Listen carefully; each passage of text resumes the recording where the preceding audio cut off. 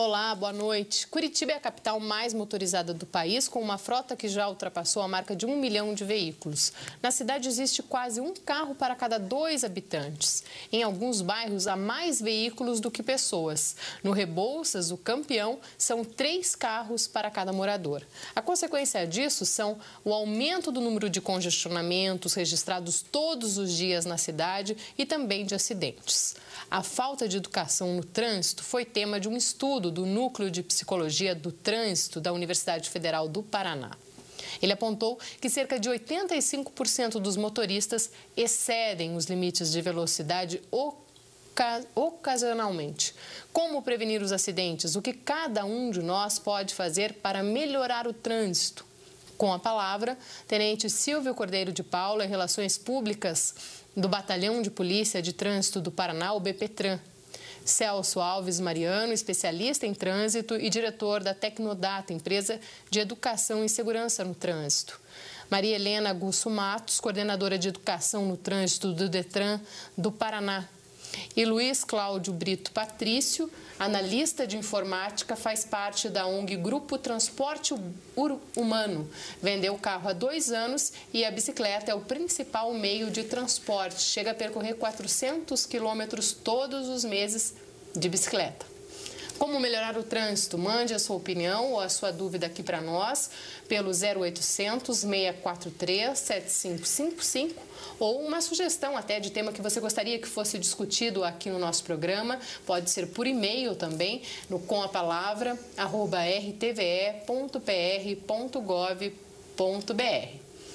Se você preferir, pode nos assistir ao vivo pela internet e até rever programas da semana no endereço rtve.pr.gov.br.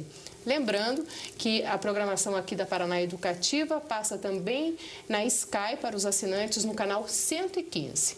E eu estou esperando a sua participação. Mande a sua opinião sobre o trânsito, o que precisa melhorar no trânsito aí da sua cidade. Participem. Olá, sejam bem-vindos. Muito obrigada pela presença, uma boa noite. Eu vou começar com o Tenente. Foi divulgado hoje que o número de acidentes em Curitiba diminuiu, mas não é motivo também para comemorar, né?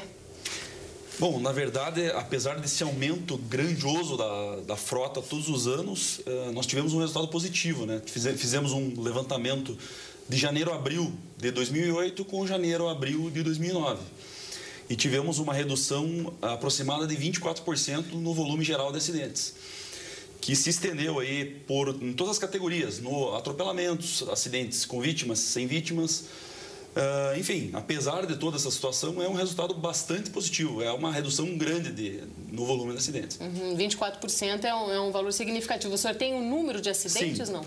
Em volume de acidentes, nós chegamos a 800 acidentes a menos, né, registrados. E quando nós falamos em envolvidos em acidentes, são 1.800 envolvidos a menos, né? Então, é uma infinidade de pessoas, né? 1.800 pessoas que, de repente, estão ocupando um leito no hospital ou... lógico que esses números não se referem apenas a vítimas com lesão, né? Mas sim no total geral. Mas, dentre essa grandiosidade de 1.800, uma grande parte se refere a possíveis vítimas com lesões corporais ou até mesmo vítimas fatais, que evitamos que se envolvessem com algum tipo de acidente. Houve menos mortes? Tem esse registro? Sim, houve uma redução também na mesma proporção do número de óbitos no local, que são resultados... Nós registramos o óbito no local, né, no levantamento do acidente. E foi uma redução no mesmo patamar também do volume de acidentes. Isso só para acidentes dentro da cidade? Dentro da cidade de Curitiba. Será que essa redução no número de acidentes significa também que o condutor está mais consciente ao dirigir? O que vocês acham? Eu vejo que as informações hoje estão mais disponíveis, né? Está se falando muito mais em trânsito, está se divulgando números. Eu acho que isso deixa a população mais sensibilizada e mais atenta. É necessário muito mais, né? Essa redução não dá para comemorar ainda, né? Imagino que muito mais devamos fazer. Eu acho que mais informação, mais discussões como esta, levando a população à informação. E a partir da informação que a pessoa se conscientiza e realmente tenha essa noção de quanto é perigoso o trânsito para a sua vida ou para a vida da comunidade. Celso. Eu acho que eu sou um pouquinho menos otimista que a Maria Helena. É verdade, sim, que há um aumento, um leve aumento do grau de conscientização, mas nós não vamos conseguir números significativos se não houver um programa de educação que mude o patamar da sensibilidade que temos em relação ao trânsito. Na verdade, nós não percebemos o perigo. É isso que acontece. Recentemente, mais um acidente aéreo nos deixou apavorados, né? Porque morrem 200 pessoas numa vez só. E todo mundo fica muito impressionado. Mas todos os dias morrem 150 brasileiros nas nossas estradas, nas nossas ruas. No Paraná são 5 por dia que morrem. Imagine, então, 5 pessoas todos os dias. Nesse momento que estamos debatendo o assunto aqui, é provável que alguém esteja morrendo ou acabou de contrair uma deficiência física como sequela, né, de um acidente de trânsito. Então, é muito sério. O Brasil precisa acordar, os educadores precisam acordar para isso, porque nós temos um problema cuja base é uma formação cidadã meio que comprometida em relação aos assuntos que dizem respeito a todas as pessoas. Eu uso o trânsito, a Maria Helena, o tenente, o Luiz, você, o telespectador que está em casa. É compulsório e as pessoas não se dão por conta disso. Você não tem opção, você precisa utilizar o trânsito. E o trânsito, por ser de todos, precisa ser mais seguro. Você, Luiz, que vendeu até o carro, como é que você sente o trânsito aí? Andando de bicicleta, a gente tem a impressão que se corre mais riscos. Inclusive, hoje mesmo no jornal saiu uma notícia dizendo que os usuários mais vulneráveis ainda são as maiores vítimas de crimes no trânsito, né? Na verdade, eu gosto de chamar de crimes, porque seja por imperícia, imprudência ou negligência, tem uma certa responsabilidade. E, em geral, quem causa o culpado desse crime não são os mais frágeis, são exatamente motoristas, enfim, quem tem o maior poder. Então, na visão do ciclista, eu acho que a gente também não tem uma visão otimista, assim como o Celso, né? E a gente, na verdade, com o tempo que a gente está se envolvendo, a gente ouve cada vez mais acidentes que envolvem ciclistas, sejam fechadas, em cruzamentos mal projetados, ou até falta de educação dos próprios ciclistas, né? Muitos ciclistas também são responsáveis. Falta de educação tanto dos ciclistas quanto dos motoristas? Sim, educação de uma forma geral está faltando. E você já sofreu algum acidente? Nada grave.